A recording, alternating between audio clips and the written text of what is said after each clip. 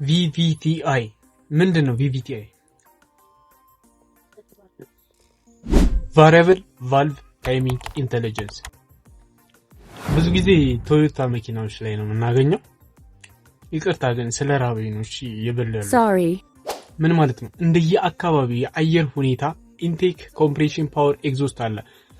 ኢንቴክ ቫልቭ የሚከፍትበትን ሰከንድ ትንሽ ረዘም ያደርገውና ብዙ አየር እንዲገባ ያደርጋል።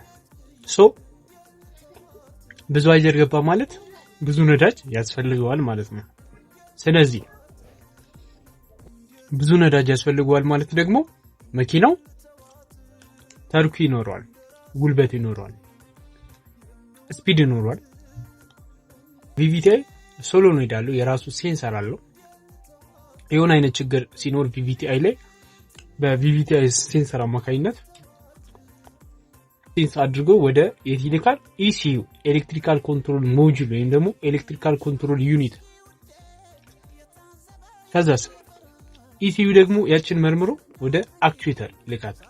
አክቹዌተር ከዛ ያስተካክሏል ማለት ነው። ዳሽቦርዳችንም ላይ ያው እናየዋለን። ይሄን ይመስላል በነገራችን ላይ ስለ VVTI። ያው ቶዮታ መኪናዎች ላይ እነ ቪትስ፣ ያሪስ፣ ኮምፓክት ምናምን ላይ ብዙ ጊዜ ታዩታላችሁ። ይመቻችሁ። ሌላ ቪዲዮ ላይ እንገናኛለን። ሶሪ ብያለሁ በቪዲዮ መሃል ለምጠቀማት ምግብ። ይመቻችሁ።